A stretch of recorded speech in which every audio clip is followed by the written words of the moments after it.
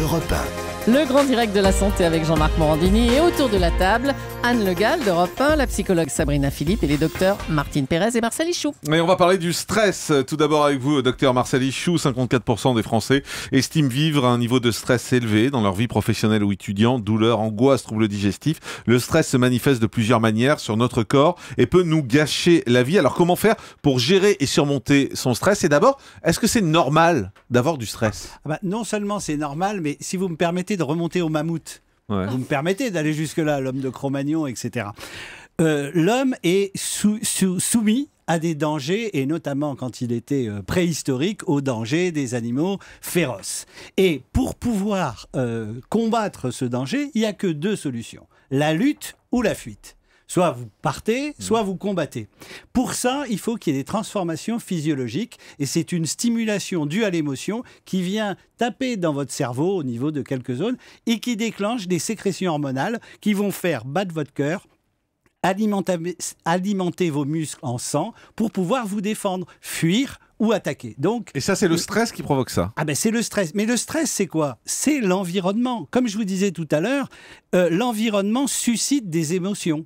Si vous n'avez pas d'émotions, l'absence totale de stress est aussi néfaste que le stress. Mais ça veut dire que les gens qui prennent des cachets pour ne pas être stressés, ils ont tort? Alors, après, là, vous parlez des stratégies. Parlez des stratégies. Alors, on a parlé des mammouths. Maintenant, c'est plus le mammouth, mais c'est votre patron. C'est les impôts. Julie, si elle se met en colère. Donc, c'est toutes ces émotions qui vous sont données par l'extérieur. Il faut d'abord comprendre le stress. Et là, Sabrina pourra nous en dire un mot, mais relativiser. Il y a des échelles de stress entre un accident dramatique avec une perte de membre et puis une réflexion d'un collègue. Il y a quand même une échelle. Comment on va s'organiser ? Il y a des médicaments, il y a surtout des techniques pour relativiser le stress et on les adapte en fonction de la personne qu'on a en face de nous. Ça, je crois que c'est un point fondamental. Mais ça veut dire qu'il y a du bon stress et du mauvais stress ? Si vous voulez, il y a des au lieu de dire stress, appelons stimulation. Non, regardons stress, parce que c'est du stress. Alors, c'est du stress. Stimulation, personne ne comprend rien. Bon, alors, si vous voulez c'est du stress. Garder le stress, oui, si vous avez un stress qui est moteur, qui vous aiguille un petit peu, qui vous suscite une émotion, même si elle est négative, et que vous pouvez la combattre, ça, c'est le point fondamental. Si vous pouvez combattre l'agression, même si elle est forte, vous êtes en pleine forme, voire même, ça vous renforce. Vous avez vu comment je m'en suis sorti. La grande difficulté, c'est quand vous êtes prisonnier d'une situation. Quand le stress vous paralyse, en fait. Il y a des gens qui sont paralysés par le stress. C'est pas qu'il vous paralyse, c'est que vous ne pouvez pas vous en échapper. Votre patron vous emmerde toute la journée, il est désagréable, méchant, et vous avez peur d'être au chômage et vous avez des traites à rembourser, eh ben vous êtes prisonnier. Comment faire pour sortir de cette situation? Alors là, il y a des stratégies. Mais il y a des gens qui sont paralysés aussi par le stress. Il y a des gens devant un micro, par exemple, et on en connaît à la radio, ils stressent, ils n'arrivent plus à sortir un mot. Bien entendu. Alors là, on peut aller aux solutions. Le stress, c'est quoi? C'est l'habitude. Je ne sais pas comment vous étiez vous. Moi, la première fois que j'étais devant un micro, on bafouille. Et puis quand vous en faites des années comme vous êtes à l'aise. Un autre stress, l'avion. Il y a des gens qui montent dans un avion, c'est la panique. Je vous avoue quelque chose. La première fois que j'ai pris l'avion, j'étais de Paris à Nice. Je suis remonté en train tellement j'ai eu la trouille. Voilà. Mais après, on s'habitue. Et une fois qu'on s'habitue, qu'on vous explique, il faut faire marcher aussi un petit peu son cerveau. Docteur Pérez. Oui, alors c'est vrai que le stress, c'est pas forcément négatif. Par exemple, avant un examen, vous êtes stressé. Mais vous mettez toute votre énergie, toute votre tension, c'est une concentration mentale. Et en général, si vous avez travaillé, ce stress disparaît dès que vous êtes face à la copie, a priori. Et dès que vous savez. D'ailleurs, souvent, c'est les cancres qui sont pas stressés parce qu'ils se disent, bon, finalement, j'ai rien à perdre et je sais pas. Par ailleurs, je trouve que il nous arrive à tous d'être stressés sans comprendre pourquoi. Et on a le cœur qui bat, il y a quelque chose qui colle pas. Et je pense qu'il y a un petit travail, et Sabrina vous le dira mieux que moi, sans doute. Il y a un petit travail intellectuel de rechercher qu'est-ce qui nous met dans un tel état. Et une fois qu'on s'est dit, mais bien sûr, j'ai un rendez-vous tout à l'heure avec un patron où ma fille m'appelait, elle n'allait pas très bien que ça. Et une fois qu'on comprend ça, on sait les mesures à prendre pour faire face à ce stress. Donc le stress, ça permet aussi de mieux comprendre certaines choses. Sabrina Philippe, psychologue. Oui, alors il faut bien différencier ce qui est de l'ordre du stress et ce qui est de l'ordre de l'angoisse. La différence entre les deux, c'est que le stress vous traverse et ne dure pas. L'angoisse, par contre, est un stress qui dure. C'est-à-dire qu'en fait, c'est une situation, en effet, qui continue, qui perdure et qui finalement, le stress va s'accumuler. Vous n'arrivez pas à l'évacuer et là, ça va créer de l'angoisse. Donc, c'est-à-dire que là, même quand vous ne serez pas en situation de stress, l'angoisse, elle, sera toujours là. Hein, mais par exemple, il y a une étude qui montre, c'était IFOP, qui montre que 73% des salariés sont stressés au travail. C'est terrible. Oui, mais c'est normal par rapport à la définition qu'on en a faite. Alors comment on soigne ça? Alors, le mot soigner me gêne. Ah, dites-moi alors. Parce que c'est un problème de vie. Vous aimez pas les mots aujourd'hui, hein? Stress, ça vous va pas. Soigner, ça vous va pas. C'est moi qui vous dis que le mot soigner, pourquoi? Parce que le recours médical n'est pas forcément un recours systématique quand on est dans une situation de vie. Est-ce que vous avez vu tous ici, ou vous vous rappelez de Mon oncle d'Amérique d'Alain Resnais? Ça vous dit quelque chose? Vous voyez cette souris, les expériences qu'ils font? La souris, elle dépérit si elle ne peut pas sortir du cercle dans lequel elle est. Si elle peut combattre le stress ou s'enfuir, elle le peut. Alors quand vous me dites 73% des salariés vivent la vie qu'on vit actuellement, des angoisses de fin de mois, des gens qui sont eux-mêmes stressés, qui reportent le stress sur eux. Donc vous posez la question, comment on se sort de ça?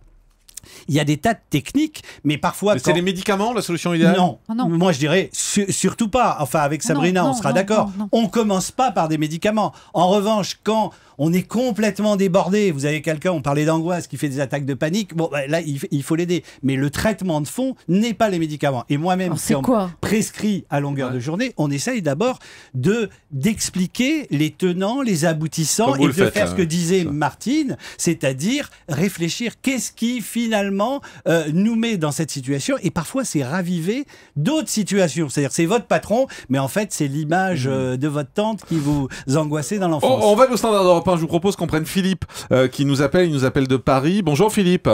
Bonjour. Bienvenue sur Europe 1. Vous êtes médecin urgentiste de formation. Vous faites des formations en entreprise et vous accompagnez des personnes qui sont en situation de burn-out, c'est-à-dire confrontées à un stress extrême au quotidien. Il y a des signes qui alertent comme ça le burn-out? Il y a des signes qui font penser qu'on traverse une phase de stress aigu. Ce sont par exemple des signes physiques, des tensions musculaires. On a de chaque côté de la colonne vertébrale des groupes musculaires extrêmement puissants. Ils ont des récepteurs au stress et ces groupes musculaires vont pouvoir se contracter, provoquer des douleurs très intenses. Comme on dit en langage populaire, on en a facilement plein le dos.